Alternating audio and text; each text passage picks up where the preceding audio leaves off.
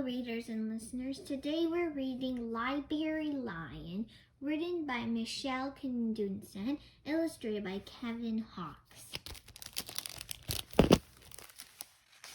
Library Lion. One day, a lion came to the library. He walked right past the circulation desk and up into the stacks. Mr. McBee ran down the hall to the head librarian's office. "Miss Merriweather," he called. "No running," said Miss Merriweather without looking up. "But there's a lion," said Mr. McBee, "in the library." "Is he breaking any rules?" asked Miss Merriweather. She was very particular about rule breaking. "Well, no," said Mr. McBee, "not really." Then leave him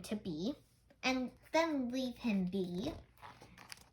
The lion wandered all around the library. He sniffed the card catalog. He rubbed his head against the new book collection. Then he padded over to the story corner and went to sleep. No one was sure what to do. There weren't any rules about lions in the library.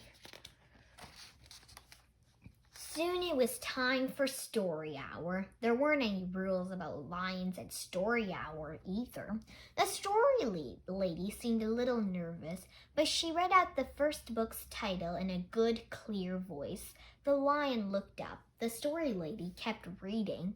The lion stayed for the next story and the story after that. He waited for another story, but the children began to walk away. "Story hour is over," a little girl told him. "It's time to go." The lion looked at the children. He looked at the story lady. He looked at the closed books. Then he roared very loud, "Roar!" Miss Merriweather came striding out of her office. "Who is making that noise?" she demanded. "It's the lion," said Mr. McBee. Miss Merriweather marched over to the lion. "If you cannot be quiet, you will have to leave," she said in a stern voice. "Those are the rules." The lion kept roaring. He sounded sad. The little girl tugged on Miss Merriweather's dress. "If he promises to be quiet, can he come back for story hour tomorrow?" she asked. The lion stopped roaring. He looked at Miss Merriweather. Miss Merriweather looked back. Then she said, "Yes, a nice, quiet lion would certainly be allowed to come back for story hour tomorrow." "Hooray!" said the children. The next day, the lion came back. "You're early," said Miss Merriweather. "Story hour is not until 3 o'clock. The lion did not budge. "Very well," said Miss Merriweather. "You might as well make yourself useful." She sent him off to dust the encyclopedias until it was time for story hour. The next day, the lion came early again. This time, Miss Merriweather asked him to lick all the envelopes for the overdue notices.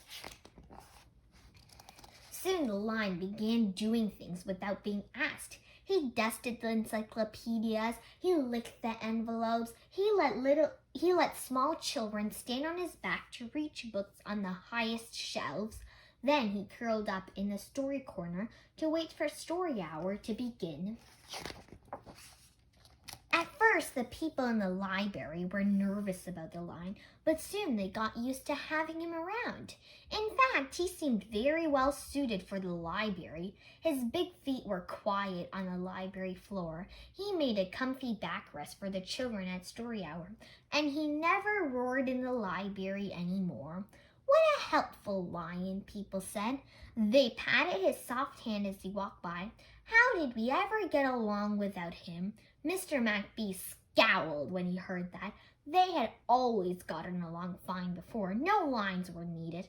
Lions, he thought, could not understand the rules. They did not belong in the library.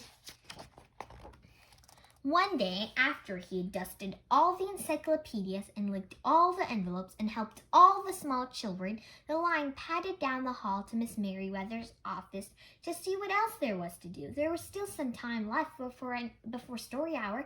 "Hello, Lion," said Miss Merryweather. "I know something you can do. You can bring a book back into the stacks for me. Let me just get it down there from the shelf." Down from the shelf. Miss Merryweather then stepped up onto the step stool. The book was just out of reach. Miss Merryweather stood on her toes. She stretched out her fingers. "Almost there," she said. Then Miss Merryweather stretched a little too far. "Ouch," said Miss Merryweather softly. She did not get up. "Mr. McBee," she called after a minute. "Mr. McBee." But Mr. McBee was at the circulation desk. He could not hear her calling. "Lion," said Miss Merryweather, "please go and get Mr. McBee." The Lion ran down the hall. "No running," Miss Merryweather called after him. The Lion put his big front paws up on the circulation desk and looked at Mr. McBee. "Go away, Lion," said Mr. McBee. "I'm busy." The Lion whined. He pointed his nose down the hall toward Miss Merryweather's office. Mr. McBee ignored him. Finally, the Lion did the only thing he could think of. He looked at Mr. McBee right in the eye. Then he opened his mouth very wide and he roared the loudest roar he had roared in his life. Mr. McBee gasped. "You're not being quiet," he said to the Lion. "You're breaking the rules." Mr. McBee walked down the hall as fast as he could. The Lion did not follow him. He had broken the rules. He knew what that meant. He hung his head and walked toward the doors. Mr. McBee did not notice. "Miss Merryweather," he called as he walked. "Miss Merryweather, the Lion broke the rules. The Lion broke the rules." He burst into Miss Merryweather's office. She was not in her chair. "Miss Merryweather," he asked. "Sometimes," said Miss Merryweather from the floor behind her desk, "there is a good reason to break the rules, even in the library. Now please go call a doctor. I think I've broken my arm." Mr. McBee ran to call a doctor. "No running," Miss Merryweather called after him. The next day, things were back to normal, almost. Miss Merryweather's left arm was in a cast. The doctor told her not to work too hard. "I will have my Lion to help me," Miss Merryweather thought. But the Lion did not come to the library that morning. At 3 o'clock, Miss Merryweather walked over to the story corner. The story lady was just beginning a story for the children. The Lion was not there. People in the library kept looking up from their books and computer screens, hoping they would see a familiar furry face. But the Lion did not come that day. The Lion did not come the next day either, or the day after that. One evening, Mr. McBee stopped by Miss Merryweather's office on his way out. "Can I do anything for you before I go, Miss Merryweather?" he asked her. "No, thank you," said Miss Merryweather. She was looking out the window. Her voice was very quiet, even for the library. Mr. McBee frowned as he walked away. He thought there probably was something he could do for Miss Merryweather after all. Mr. McBee left the library, but he did not go home. He walked around the neighborhood. He looked under the cars. He looked behind bushes. He looked in the backyards and trash cans and tree houses. Finally, he circled all the way back to the library. The Lion was sitting outside, looking in through the glass doors. "Hello, Lion," said Mr. McBee. The Lion did not turn around. "I thought you might like to know," said Mr. McBee, "that there's a new rule at the library. No roaring aloud unless you have a very good reason. Say if you're trying to help a friend who's been hurt, for example." The Lion's ears twitched. He turned around, but Mr. McBee was already walking away. The next day, Mr. McBee walked down the hall to Miss Merryweather's office. "What is it, Mr. McBee?" asked Miss Merryweather in her new, sad, quiet voice.